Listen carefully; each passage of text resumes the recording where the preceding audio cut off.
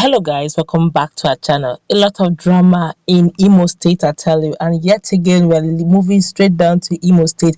Don't forget that some time ago there was one Mr. Kingdom Okere of Reform Advancement Party that demanded that the leadership or the governorship of Hope Uzodinma be revoked on so many grounds.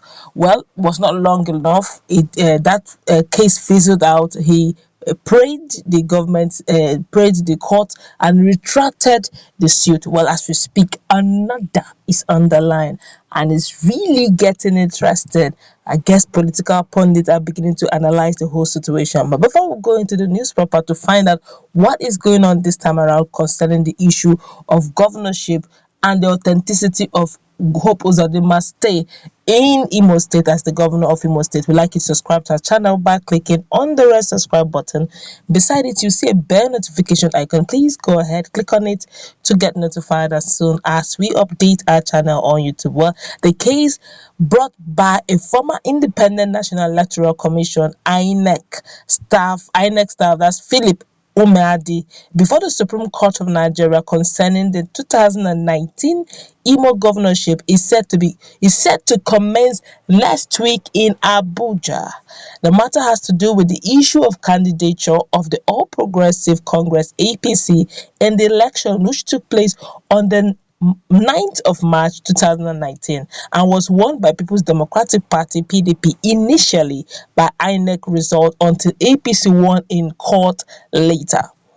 Umeadi had approached the Supreme Court to solve the puzzle of confusion surrounding the APC governorship candidate in March 9, 2019.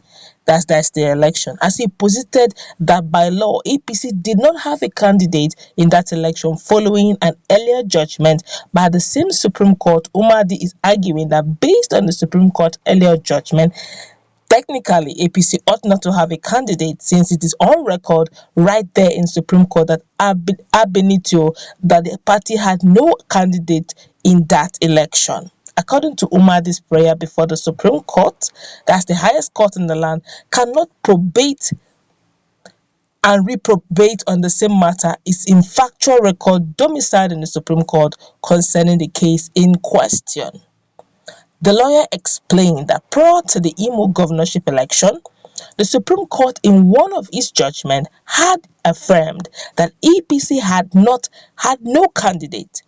Umeadi explained that Chief Uche Nwosu of Action Alliance, that's AA, in the purported election had suffered a penalty of disqualification for being a dual candidate, that's of AA and APC, since he procured the interest forms of both political parties. Following this situation, Nwosu was technically knocked out by law and was never a candidate in that election. Therefore, Umeadi's plank of argument is hinged on how the incumbent governor of Imo State, Senator Hope Uzodinma, later emerged the candidate of the same APC, which the Supreme Court had hitherto ruled as not having a candidate due to Uche Nwosu's double registration and eventual disqualification by the same Supreme Court. This is the matter that comes before the Supreme Court next week. Sources said that the matter had lingered this long because it came to the Supreme Court when the judiciary was embarking on a 3-month leave which ended in September. Well, sources said that last week, Umeadi filed a fresh application seeking for the hearing of the case fast. It was learned also following the latest application by Umeadi that the People's Democratic Party, PDP, which stands to gain or lose, depending on how the matter went, has officially been joined and served in the matter. However, it was learned that the latest delay in hearing the case was because the court was assembling the panel of judges that would deal with the case. It was learned that a 6-man panel of judges has now been constituted to look into the contentious issues. It was also discovered that in Abuja, sources said that with the constitution of the panel of judges, the case will come up next week and will be expeditiously deliberated on. Meanwhile, tension has gripped the two major political camps in Imo State, as APC and PDP. While each group is speaking with optimism, only the panel of judges will determine this matter that has held Imo people on edge for months now. The outcome of Umeadi's case will bring to a final conclusion to the 2019 Imo governorship imbroglio, and there is no other court in the land to approach after this one. Let this thing end so that we can all move on with our lives. Imo State must move on no matter the outcome of the judgment, Chief Stanley Ikeokpara, a retired police officer, said.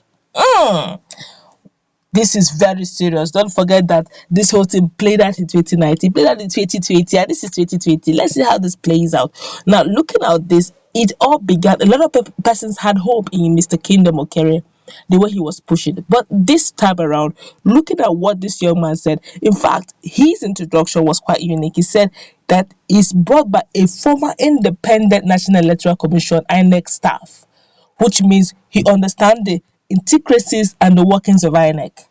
Now, if the case was brought before the court and Uche was disqualified on the grounds that he bought two forms, which means technically, in fact, it has almost been a norm for APC. They keep having that same issues.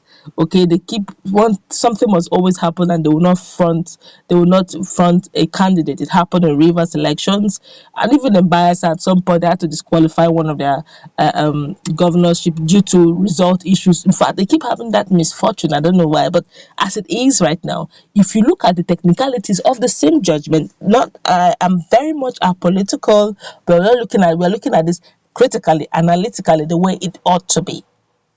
If Uche Nwosu, who bought two forms, was disqualified on the grounds that he bought two forms from two different parties, and by so doing, even the court had to rule him out on the grounds that APC had no candidates, which means by default, APC had two candidates, which means by default, you can't front two candidates. If the first one was, what's his name, Uche Nwosu was fronted, and later he left and got another form in AA, and he was now disqualified, which means by default AA fronted to Hope Uzodinma, who later came in during this whole saga began in during the time of Adams Oshiomhole. You can see what Adams Oshiomhole did for these guys, these APC guys. When the then governor of Imo State, Rogers Okorocha, wanted technically, quote unquote, to turn Imo State to family dynasty. He wanted the son-in-law to succeed him, and Imolites were like, I see it a dynasty, it's a kingdom thing. And while one or two issues happened in APC, and Adams Oshiomhole wedged in, and for that reason, Uche, being desperate or wanting to prove a word that he can actually win Imo State candidature governorship, he ported to another party. Of course, he had already bought form in APC, of which Adams Oshiomhole and the APC issues were like, no, it's not going to happen. Uzodinma, Hope Uzodinma, the present governor, came in. And if the court, were able to disqualify him on the grounds of two parties, and saying that's the technicality that this present Mr. Phillip, its present man, is hedging on. And if you watch, he has served the paper to APC, he has also served the paper to PDP. Now look at this. There is a technical undertone going on right now, where there's this feeling, tension. People feel that right now that there's a saga, they're at loggerheads, they're quarreling, they're not on smooth relationship that's between the present governor, that's Hope Uzodinma, and the former governor, Rogers Okorocha. They seem to be, though in the same party, but the relationship is not very smooth. Of course, Ojo Zokalu has severally mentioned that he would actually hope to see them, in one piece as one big brother. With this going on, looks like even the likes of Rogers Okorocha would not mind even Emeka and Ihiedioha coming in. And at least we understand that that's PDP, that's a different party. But right now, the whole thing is getting tense, coupled with what is going on in Imo State Assembly, House of Assembly, where there seem to be impeachment. Some persons are saying there's a relationship. Grapevine are saying that there's some lawmakers that are calling the governor daddy and all that in a political setting. In fact, I tire. So with all this going on and the tension is going on, everybody's watching in 3D. What's going to happen? Is 2020 going to come to an end with another governor coming in? Will Emeka and Ihiedioha regain his candidatureship? Will he regain his governorship mantle? Time will tell, as the panel of judges have been, constituted for this all-time case. I'm sure the world is watching, and we are waiting as the game will begin very soon. We'll still keep you updated as soon as the court case comes up. That's we're going to wrap it up. Let's meet in our comment section. What's the take? Do you think there's really hope for Emeka Ihiedioha coming back as the governor of Imo State, or do you think, as usual, that technicality will be played out, or do you think this case will go the Phillip, the Kingdom Okere way, where he just prayed the court to forget, he filed out and retracted the suit? Would there be some money changing hands, or would there be some things that will go underground that will make this case not